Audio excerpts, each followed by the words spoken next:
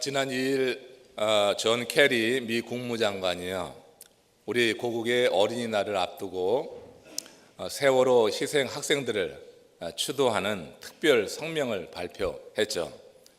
캐리 장관은 그 성명서에서 이 세상 어떤 부모도 자식을 그렇게 잃는 일은 없어야지 되겠다 하면서 슬픔에 동참을 했고요.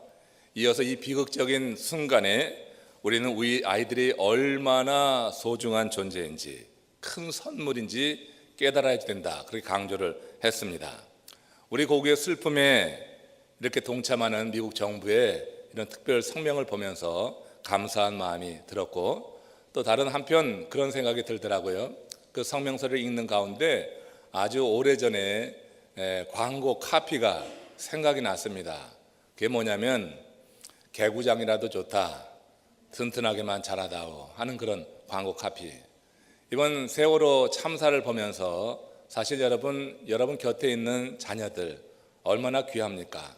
그냥 함께 존재하고 숨쉬는 것만 가지고도 감사하다, 그런 생각이 납니다. 개구장이면 좀 어떤가, 남보다 좀 뒤처지면 어떤가, 그런 생각 속에서 아이에 대한 더 많은 기대, 욕심을 내려놓게 되고 함께한 그 사실에 대해서 감사한 마음을 갖게 되는 것을 고백하게 됩니다. 우리 아이들이 우리 부모들에게 주는 기쁨, 그 기쁨은 말할 수가 없는 거예요. 인도의 시성이라고 하는 타고르가 그런 말을 했습니다. 이 세상의 아이들이 계속해서 태어나는 것은 하나님께서 이 세상을 포기하지 않았다고 하는 증거다 그랬어요.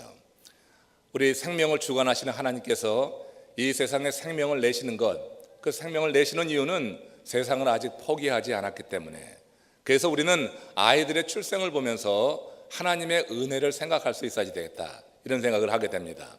지난 금요일 날 박교선 우리 집사님 손녀 예은이 100일이어서 가서 그를 축복하면서 오늘 말씀이 좀 생각났어요. 그래서 많은 분들이 기뻐하고 즐거워했는데 저는 하나님의 은혜를 한번 다시 생각해 보았습니다.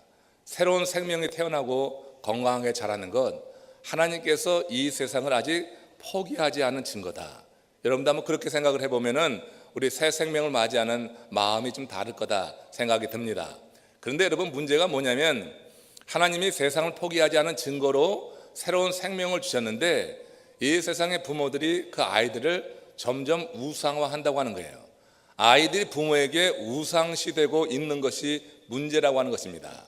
하나님이 아이를 이 세상에 주시는 것은 세상을 포기하지 않은 그런 증거가 되지만, 부모가 아이를 우상화할 때 하나님은 세상을 포기할 수 있다고 하는 사실 또한 우리는 기억해야지 될 것입니다. 감리교 창시자 요한 웨슬리 목사님, 그 요한 웨슬리 목사님에는 수산나라고 하는 그 엄마가 있죠. 이 수산나는 19명의 자녀를 낳았습니다. 19명을 낳았다니까요. 예, 그래, 맞아. 이런 반응이 옳은 거예요. 19명을 낳았어요. 상당히 놀라운 일이에요. 그 웨슬리 목사님 15번째 아이였습니다. 여러분, 아이가 둘 셋만 돼도 바람 잘 날 없다, 그런 얘기를 합니다. 아이가 19명이 그 가정에서 자랐는데 그 가정은 그렇게 조용했대요. 질서가 있는 그런 가정이었습니다. 그래서 많은 사람들이 그 수산나에게 물었습니다.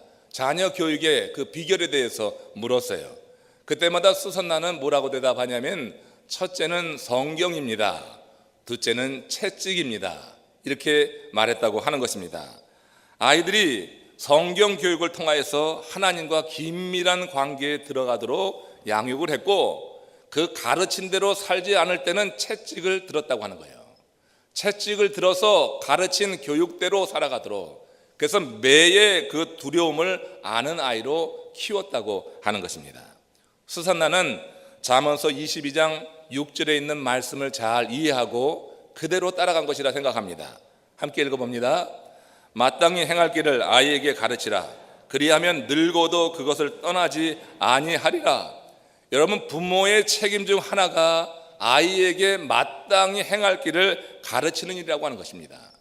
아이에게 마땅히 행할 길을 가르치지 않는 부모는 책임을 다하지 않는 부모라고 보면 틀림없습니다. 아이에게 마땅히 행할 길을 가르치지 않을 때 아이들은 무지해집니다. 영적으로 무지해가 됩니다. 적어도 아이들이 무지해서 심판을 당하는 일은 없어야 되겠다고 하는 거예요. 무지해서 책망을 당하는, 징계를 당한 일은 없어야 될 것이다. 성경은 여러분 이렇게까지 말합니다. 잠언서 23장 13절을 같이 보시고 함께 합독합니다. 아이를 훈계하지 아니치 말라. 채찍으로 그를 때릴지라도 죽지 아니하리라. 그를 채찍으로 때리면 그 영혼을 음부에서 구원하리라. 아이를 훈계하지 아니치 말라 얘기해요. 채찍으로 때릴지라도 죽지 않는다. 굉장히 강력한 그런 도전이 아닙니까? 여러분, 우리 아이들을 내가 우상화하는데 채찍을 들 수 있습니까? 그 앞에 가서 절하고 있는데 어찌 이런 말씀을 우리가 시행할 수 있어요? 그러나 그 아이의 영혼을 생각하면 그 채찍으로 때려도 죽지 아니한단 말이에요. 그를 채찍으로 때리면 그 영혼을 음부에서 구원할 수 있는데, 여러분, 오늘날 많은 부모들이 채찍을 들지 않아요. 사탕만 갖다 들이대요. 아이들 달콤한 것만 주려고 하지 채찍을 드는 부모가 그리 많지 않은 것을 보게 됩니다. 자식을 때리는 일은 자식에게나 부모에게나 괴로운 일이 아닐 수가 없어요. 세상에 어떤 부모가 자식을 때리면서 기뻐하겠어요? 어떤 자식이 맞으면서 또한 기뻐하겠습니까? 그러나 한번 채찍질해서 그에게 영생을 줄 수 있다고 하면 마땅히 할 일이 또한 채찍을 드는 일이라고 믿습니다. 예레미야 22장 21절을 보십시오. 같이 읽어봅니다. 내가 어려서부터 내 목소리를 청정치 아니함이 내 습관이라. 하나님께서 유대 백성을 심판하기 전에 왜 심판하는가, 왜 징계를 하는가, 그 이유를 말씀하신 내용이에요. 네가 어려서부터 내 목소리를 청정치 아니함이 습관이란 말이에요. 하나님의 말씀을 청정치 않는 것이 습관이 되면은 어찌 하나님이 그냥 두겠느냐는 얘기예요. 하나님께서 징계하고 바로 잡기 위해서 그에게 하나님이 행하시는 징벌이 있을 수밖에 없다고 하는 것입니다. 하나님께서 책망하는 내용이 있는 것입니다. 하나님께서 책망하는 것은 이렇게 하나님의 말씀을 청정치 않는 것이고 그것이 습관까지 되는 것. 여러분, 습관 가질 것이 따로 있지 말이에요. 하나님의 말씀을 청정하지 않는 것이 습관이 되어서야 어찌 되겠는가 하는 것입니다. 그러나 여러분, 부모들이 아이들에게 마땅히 행할 것을 가르치지 아니한다고 하면 우리의 아이들도 그렇게 된단 말이에요. 하나님의 목소리 청정치 않는 것이 습관이 되고 만다고 하는 거예요. 여러분들의 자녀는 어떻습니까? 한번 이쯤 되어서 한번 생각을 해보세요.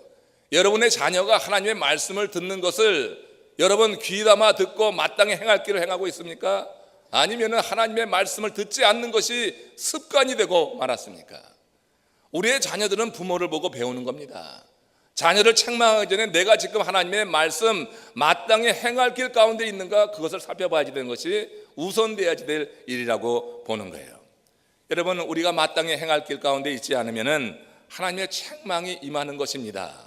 그것이 습관이 되면 하나님께서 징계하시는 것입니다. 하나님을 경험하는 삶이라고 하는 책이 있어요. 저자가 헨리 브래커리라고 하는 사람인데 그의 책에서 그는 이런 간증을 싣고 있습니다.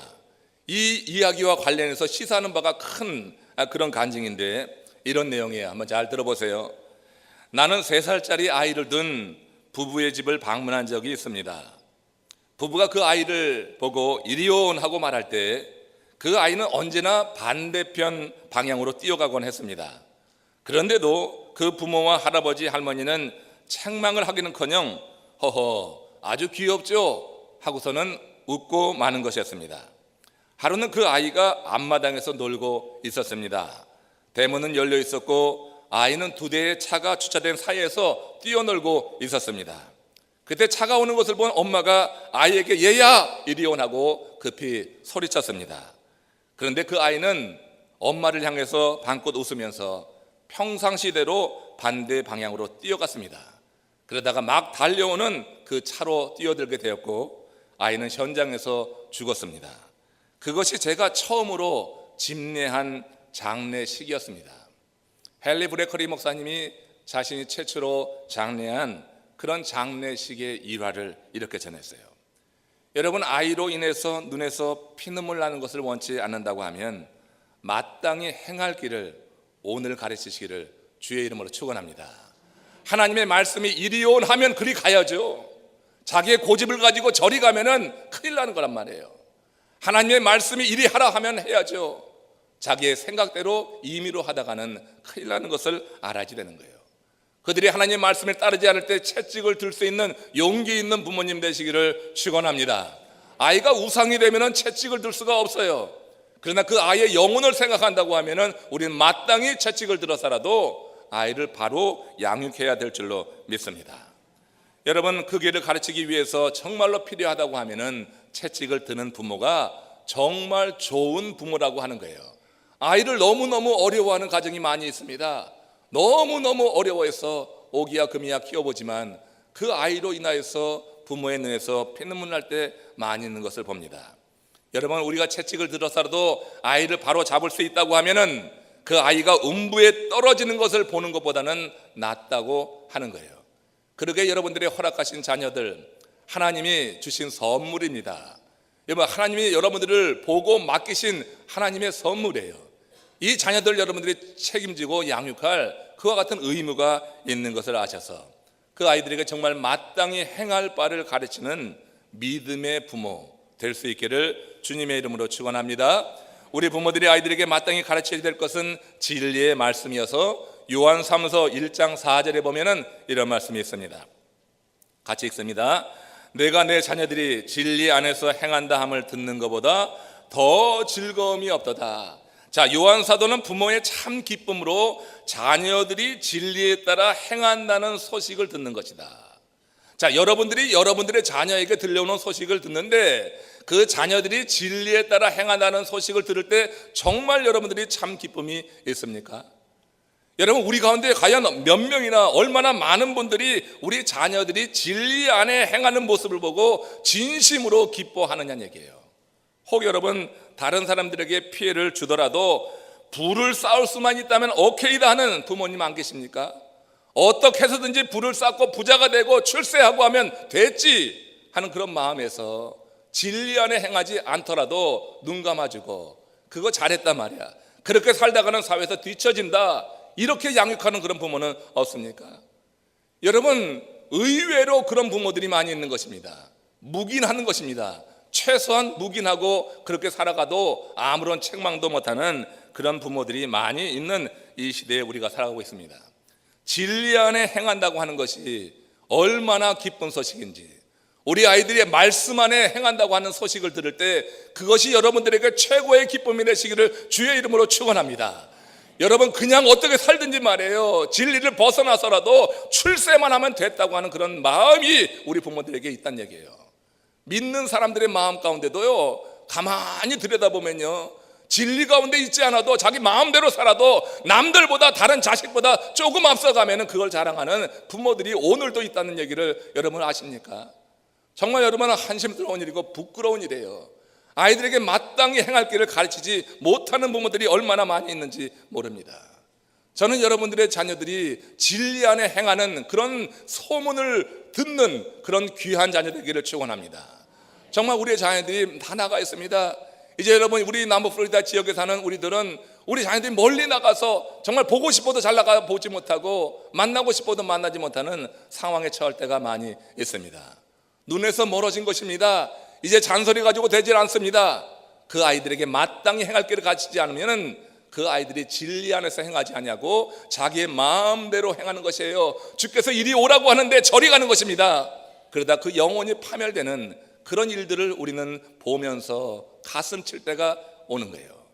여러분, 품 안에 있는 자식들 정말 말씀으로 잘 양육하시기를 다시 한번 주의 이름으로 축원합니다. 정말 여러분들이 먼저 마땅히 행할 길에 있기를 바랍니다. 하나님의 말씀을 귀히 여기를 축원합니다. 주의 말씀 들을 때 마음으로 들으세요. 내 심정으로 들으세요. 내 가슴으로 듣기를 원합니다. 하나님의 말씀이 나를 다스리게 정말 열린 마음으로 하나님 말씀을 들어서 내 자신이 먼저 마땅히 행할 길 가운데 있을 때 하나님은 우리에게 맡겨진 그 자녀들이 마땅히 행할 길로 가도록 지도하시고 은혜를 더욱더 부어주실 줄로 믿습니다.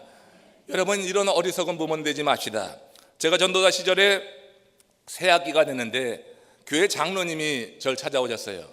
그래서 하는 이야기가, 우리 아이가 올해 고3입니다. 올해는 교회 못 나옵니다. 누가 이런 말을 했어요? 장로님이 그런 얘기를 하는 거예요. 아니 세상에, 저는 성경에 그 오카불겐 마리아가 그 일이 전해지는 곳마다 그 이름이 널리 전해진다고 했는데 저는 매년 어린이 주일만 되면 그 장로님 얘기를 해요. 그 장로님의 이름을 저는 알리는 거예요. 여러분, 어떻게 장로가 됐는지 모르겠습니다. 세상에 무슨 장로가 자기 자식이 고3이 되었으니까 올해는 교회 나오지 못합니다. 여러분, 한국이 고3이 되면은 최고입니다. 고3 앞에는 부모들도 절절맵니다. 여러분, 이렇게 해서 자녀 양육을 한들 과연 그 아이가 어떻게 될 것인가 하는 생각을 해봅니다. 올해 고3이 되었으니 교회 나오지 못합니다. 어떻게 그걸 얼굴 똑똑이 들고 그렇게 얘기를 하냐 말이에요. 고개 똑똑이 들고. 참 부끄러운 줄도 모르고 그런 얘기하는 장로님, 제가 이름은 밝히지 않겠어요. 이름은 기억하는데 이름은 밝히지 않습니다. 그 이름이 널리 알려지고 매년 어린 주일만 되면 제가 알리고 있어요. 여러분, 그렇게 하지 말라고 하는 것입니다. 우리의 자녀들 무엇보다 먼저 말씀으로 양육하는 지혜 있는 믿음의 부모님들 되시기를 축원합니다. 여러분, 이 세상에 살아가면서 많은 사람들이 이렇게 세속적인 가치관에 물들어서 그렇게 살아도 되는 것이냐, 진리에서 벗어나서 살아서 그렇게 괜찮은 것이냐, 이렇게 살고 있는 모습을 보게 되는 것입니다. 장로인 그 아버지는 아이가 대학에 입학하느냐 못하느냐 하는 염려는 했는데 하나님 나라에 들어갈 수 있느냐 또는 음부에 떨어지느냐, 여기에 대해서는 관심하지 않았다고 하는 것이에요.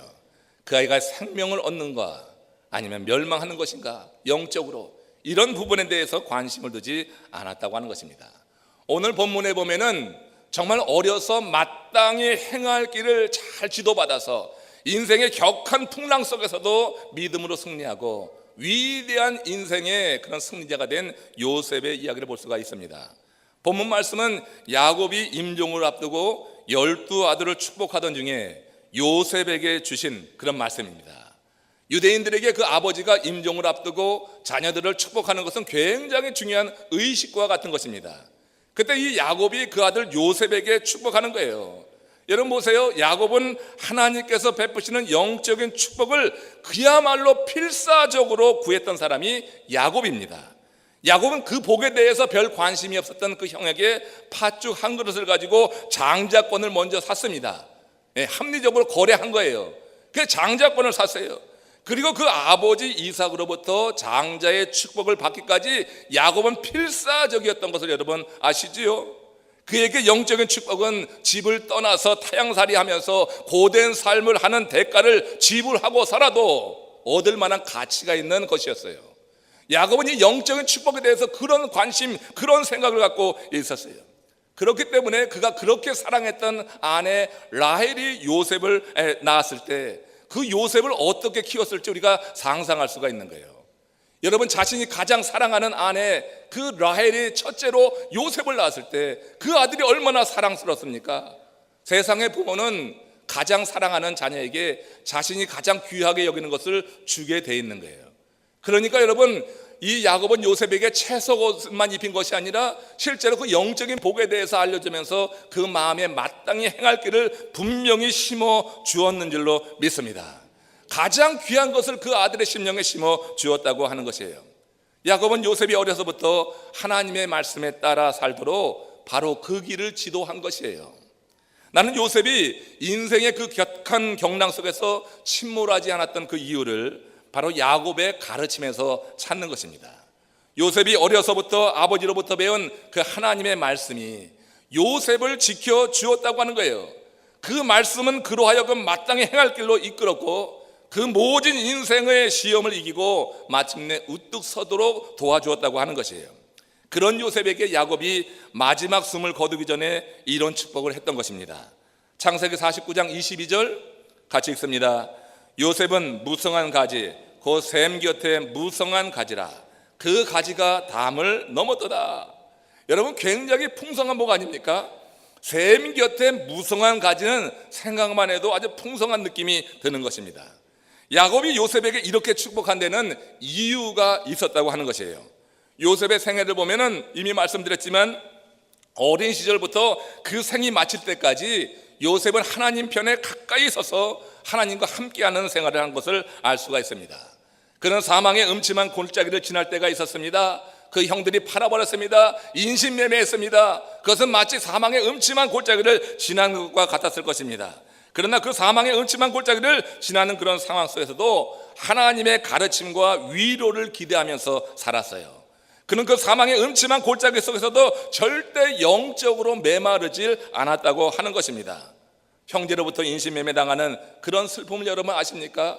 버림을 당하는 그런 아픔을 아십니까? 노예로 팔려갔던 그 삶의 변화를 아십니까?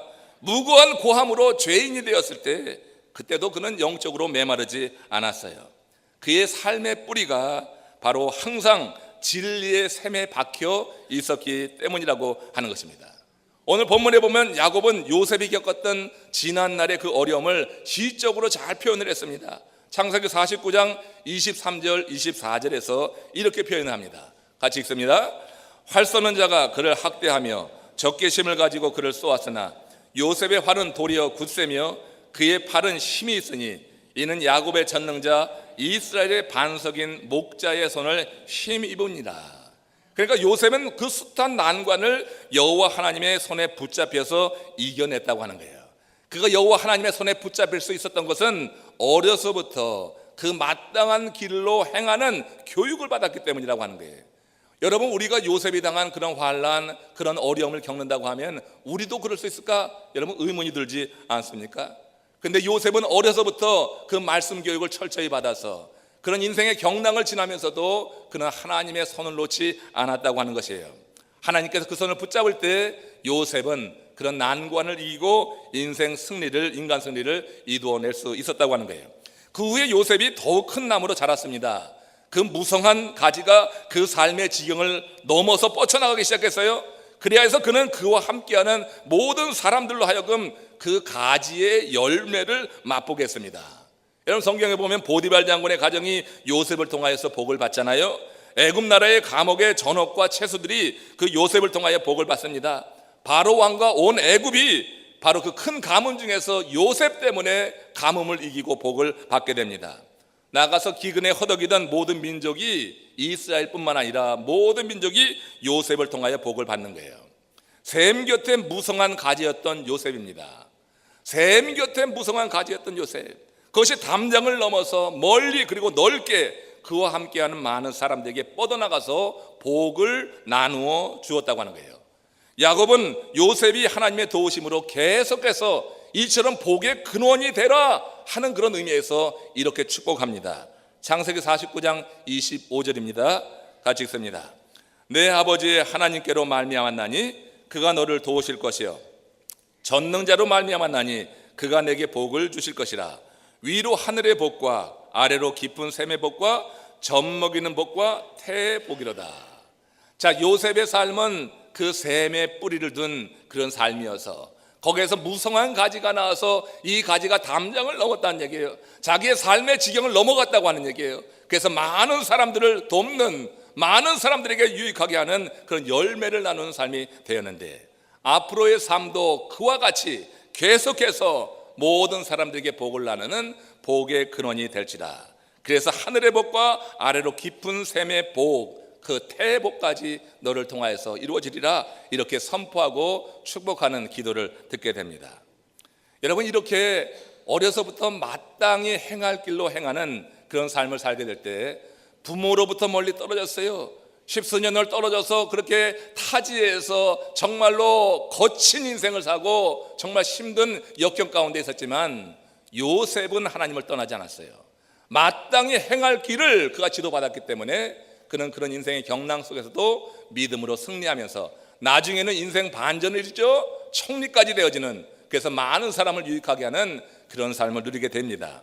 반면에 여러분, 아이가 어려서 마땅히 행할 길을 가르치지 않으면 가슴 아픈 순간이 임할 수 있다고 하는 것을 우리는 다윗의 예를 통해서 알 수가 있어요.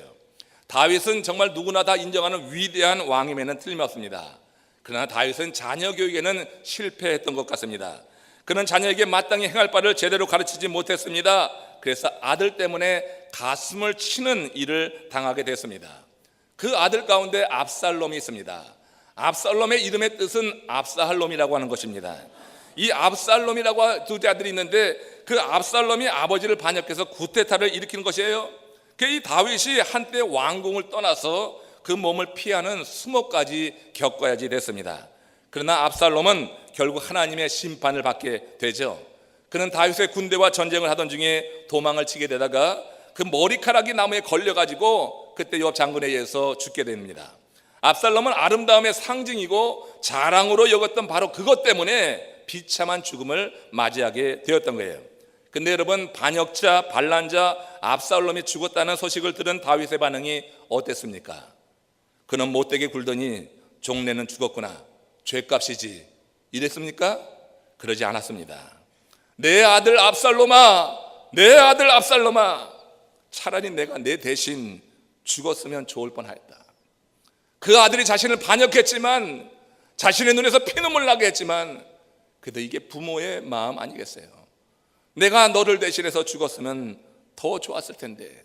대성통곡한 게 바로 이 다윗이었습니다. 여러분, 자녀에게 마땅히 행할 길을 우리가 가르치지 않을 때 그 자녀는 부모에게 슬픔이 돼서 돌아와 가슴을 치게 할 수 있음을 알아야 됩니다. 세상에서 출세하고 공부 많이 하고 돈 많이 벌고 명예를 얻다 할지라도 진리 안에서 행하지 않는 자녀는 결국 어느 순간에는 그 부모의 가슴에 비수를 꽂을 수가 있는 것입니다. 여러분, 세상에 출세하는 것만 너무 원하지 마세요. 너무 그렇게 몰아치지 맙시다. 너무 앞서가라고 그렇게 재촉하지 맙시다. 우리 자녀가 함께 있는 것, 건강하게 자라고 그 아이가 진리 안에 있는 것으로 인하여서 먼저 크게 감사하시기를 바랍니다. 다른 아이와 비교해서, 남의 집의 아들과 비교해서, 딸과 비교해서 처지면은 내 얼굴 그저 체면 깎이는 것 같아서 그렇게 여러분 살지 맙시다. 정말 그 아이가 진리 안에 행한다고 하는 소식을 들으면 그것이 감사하지, 이렇게 고백하는 그런 부모 밑에 자란 아이는 결국 하나님께서 세워주시고 높여주실 줄로 믿습니다. 우리가 아이들에게 무엇을 가르쳐야 될 것인가, 어린 심령의 마음에 어떤 그림을 그려줄까는 바로 여러분들의 부모들의 책임임을 알아야 되는 거예요. 한 아이가 초등학교 미술 시간에 크레파스를 가져오지 않았습니다. 담임 선생님께 호되게 꾸중을 들었습니다. 아이는 선생님의 노안 얼굴이 너무너무 무서웠어요. 그래서 가정 형편이 너무 어려워서 크레파스 살 돈이 없다 말할 용기가 도저히 나질 않았습니다. 교사는 아무 말도 없이 고개만 숙이고 있는 그 아이의 머리를 쥐어박으면서 고함을 쳤습니다. 이놈아, 다음부터는 훔쳐서라도 가져와. 그 말이 씨앗이 되었습니다. 17년 후 그는 남의 물건을 훔치는 강도가 되었습니다. 더 나아가서 남의 생명까지 훔치는 살인범이 되었습니다. 한 사람도 아니고 여러 사람의 생명을 훔쳤습니다. 이 사람이 한때 우리 사회를 공포의 도가니로 몰아넣었던 지전파의 대부 김기환이라고 하는 사람입니다. 그 사람이 사형을 당하기 전에 최후 진술로 이런 말을 남겼습니다. 초등학교 때 선생님의 그 한마디가 제 인생을 바꾸어 놓았습니다. 어려서 여러분 무슨 말씀을 듣느냐, 내 마음에 어떤 말이 새겨졌느냐가 그 사람의 인생을 가를 수가 있다고 하는 거예요. 운명을 갈 수가 있다고 하는 거예요. 여러분들의 자녀들에게 보다 어려서 생명의 말씀을 심어주시기를 축원합니다. 그 아이들의 심령 가운데 생명의 말씀이 새겨져 있다고 하면 인생의 숱한 어려움들, 난관들 이기고 나갈 힘이 바로 그 말씀으로부터 말미암는 거예요. 여러분들의 잔소리가 아니라 아이들의 심령에 새겨진 하나님의 말씀은 스스로 운동력이 있어서 강력히 역사해서 생명력이 있기 때문에 그 말씀이 그 아이들의 미래를 보장하게 될 줄로 믿습니다. 여러분, 자식을 낳는 것은 어려움이라고 했어요. 그런데 기르는 것보다는 못하다는 얘기예요. 그래서 자식을 낳는 것은 어려움이 아니요, 기르는 것이 어렵고 기르는 것이 어려운 것이 아니라 가르치는 것이라고 했습니다. 왜 가르치는 것이 어렵냐면 내가 살고 있어야지 가르칠 수 있기 때문에 그런 거예요. 내가 살지 않고서는 제대로 가르침이 그렇게 전수되지 않는 것입니다. 내가 살고 있으면서 가르치면 그 가르침은 힘들어도 아이들이 따라가게 될 거예요. 부모가 자식에게 마땅히 행할 길을 말로만 가르치고 부모는 자기 마음대로 사는 거예요. 마땅히 행할 길이 있습니다. 거룩한 성일에는 주일을 찾아 나와야 되잖아요. 저는 여러분 이 성수 주일 못하는 거 참 마음 아파합니다. 매주 얘기하죠. 거의 제가 주일 성수 하십시오. 주일날 어디가 있는 거예요 도대체? 우리 교회는 여러분 이 남부 플로리다 지역에 있는 한, 여러분이 타지로 나가지 않는 한은 꼭 예배에 참여하시는 신실한 믿음의 사람 되시기를 바랍니다. 여러분, 우리가 마땅히 행할 길을 누구에게 가르치는 것, 하나님 예배하라고 가르치는 거예요. 이거예요, 여러분. 마땅히 행할 길 아니에요. 그런데 내가 예배하지 않고 어찌 아이들이 마땅히 행할 길로 가기를 바라겠어요? 여러분들이 삶이 아이들에게 본이 될 수 있는, 그래서 여러분들이 아이들 가르치는 것도 그리 어렵지 않은, 그냥 내가 살고 있기 때문에 자연스러운 일이 되기를 주님의 이름으로 축원합니다. 잠언서 22장 5절 말씀 보십시오. 같이 읽습니다. 패역한 길에는 가시와 올무가 있거니와 영혼을 지키는 자는 이를 멀리 하느니라. 패역하다고 하는 것은 세상적인 가치관에서 사로잡혀 진리를 거부하는 것입니다. 하나님을 인정하지 않는 것이 패역한 것입니다. 진리 거부하고 하나님 인정하지 않으면 그게 패역한 거예요. 이 패역한 자에게는 뭐예요? 가시와 올무가 그 거리에 있다고 하는 것입니다. 그런 의미에서 제가 위에서 소개한 그 장로님 혹은 선생님은 패역한 사람이라고 할 수가 있어요. 그들은 진리를 거부한 사람이고 하나님을 인정치 않는 불신자입니다. 그러기에 그런 말을 할 수가 있다고 하는 거예요. 아이들이 대학 지나가면서 대개 부모를 떠납니다. 직장을 찾아 독립해 나갑니다. 품 안의 자식이라고 하는 말이 있습니다. 부모의 품을 떠나면 자식이라도 마음대로 할 수가 없는 것입니다. 각자가 자기 인생을 사는 것이죠. 품 안에 떠난 자식으로 인해 가슴 치지 않으려고 하면 품 안에 있을 때 그 자식을 마땅히 행할 바를 가르치라 하는 것입니다. 여러분, 이 어린이 주일을 맞이해서 오늘 밖에 보니 아이들 참 즐겁게 했어요. 저도 타보고 싶더라고. 미끄럼 나가서 타고 싶은데 목사 체면에 타지 못했는데, 또 암벽 등반하는 것도 갖다 놓는데요. 세상에 참 우리 교회 어린이 아이들에게 참 잘해주는 것 같아요. 그것 이상으로 그 아이들이 그야말로 우리 목사님들을 통하여서, 여러 부모님들을 통하여서 아이들의 심령에 무엇보다 먼저 마땅히 행할 길이 무엇인지 아는 그런 마음이 새겨지기를 주의 이름으로 축원합니다. 그것이 지혜라고 하는 거예요. 어떤 목사님이 막 출산한 가정을 신방했습니다. 근데 아이가 어딜 봐도 예쁘다고 할 구석이 없는 거예요. 이럴 때 목사는 되게 고민이 돼요. 무슨 말을 하긴 해야 되는데 한참 망설이다가 얼떨결에 나온 말이, 야, 이 녀석 참 베이비다 그랬대요. 이거 참 궁색하죠. 아, 베이비지 그럼 걔가 뭐 어덜트요? 이 녀석 참 베이비다. 저는 이런 경우를 대비해서 제가 마음에 새겨둔 말이 하나 있어요. 참 이 녀석 참 지혜롭다, 지혜롭게 생겼다. 요 얘기하면은 어떤 부모도 시비 걸지 않을 것 같아요. 근데 사실은 그 아이가 지혜롭다고 하는 것이 가장 큰 축복임을 여러분 알아야 돼요. 아이가 지혜로운 거, 잘생겼다, 못생겼다, 뭐 어쩌다 하는 것보다 아이가 지혜롭다. 지혜롭기 위해서는 하나님의 말씀이 있어야 되는 거예요. 그 아이가 지혜롭게 자라기 원하는 마음에서 녀석 참 지혜롭게 생겼다. 제가 여러분 이제 출산한 가정 가서 녀석 참 지혜롭게 생겼다 하면 알아서 들으세요. 우리 자녀들이 다 지혜롭길 정말 원합니다. 그 자녀들이 정말 지혜롭게 원해요. 하나님의 말씀을 부모로부터 배워서, 그 부모로부터 배워서 자녀가 우상이 되는 일은 여러분 금하시길 바랍니다. 아이는 하나님이 우리에게 잠시 맡겨준 하나님의 백성이에요. 하나님의 소유예요. 그 아이를 내가 잠시 양육을 하고 있는 거예요. 그러니까 하나님의 뜻대로 양육을 해야지 내 마음대로 양육하면은 그 화가 내게 임하는 거예요. 나중에 가슴 치는 거예요. 피눈물 나는 거예요.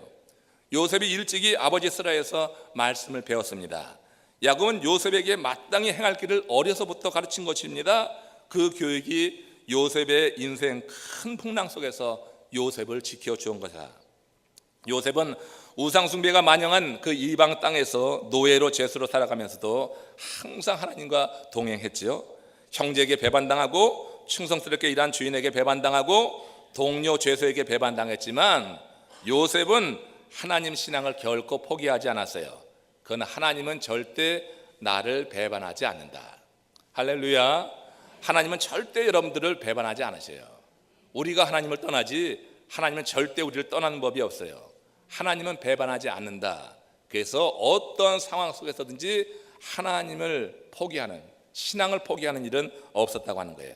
하나님은 그런 요셉을 축복하셨습니다. 그래서 그는 샘 곁에 심겨진 열매가 풍성한 나무가 되었다. 샘 곁에 심겨진 나무가 되어서 열매가 풍성하게 되었어요. 그 샘이 무엇입니까? 그가 섬기는 하나님이었어요. 그 샘이 그가 섬기는 하나님이에요. 하나님께 뿌리를 뒀어요. 그러니까 요셉의 힘의 원동력은 뭡니까? 하나님이셨다고 하는 거예요. 하나님이 그 삶의 원동력이 되었어요. 이것보다 더 큰 복은 없는 거예요. 그러니까 야곱은 요셉에게 가장 큰 복을 지금 축복해주고 있다고 하는 것입니다. 사랑하는 성도 여러분들, 여러분 모두 다 요셉처럼 샘 곁에 심겨진 무성한 나뭇가지가 되시기를 주의 이름으로 축원합니다. 그런 삶을 여러분 사시고 그리고 자녀들에게 마땅히 행할 바를 정말 내 삶을 통해서 가르치는 가운데 우리의 자녀들도 샘 곁에 곧 하나님께 심겨지는 가장 큰 복을 누리는 자녀 되기를 주의 이름으로 축원합니다. 다 같이 고개 숙여서 함께 기도합시다. 하나님 말씀을 생각해 봅니다. 우리의 자녀들 혹시 여러분 지금도 아이를 우상처럼 떠받들고 있지 않습니까? 아이들이 이거 해야지 돼 저거 해야지 하면은 그냥 주의를 지키는 것도 쉽게 빼먹지 않습니까? 주일에 이런저런 일이 많이 있습니다. 부모들도 그렇고 아이들도 그렇습니다. 그냥 무엇부터 내가 행해야 될지, 과연 가장 중요한 일이 무엇인가, 내 삶의 우선순위가 과연 바로 잡혀 있는가. 하나님께 복을 받기 원합니다. 샘 곁에 무성한 가지가 되길 원합니다. 이를 위해서 우리가 마땅히 행할 바, 하나님 우리에게 지정하시고 말씀하시는 그 길을 가기를 소망합니다. 주의 은혜를 구하면서 바로 그 길을 갈 수 있도록 내 삶을 주장하시고 내 자녀의 삶을 주장하여 주옵소서. 우리 합심으로 같이 기도하시겠습니다.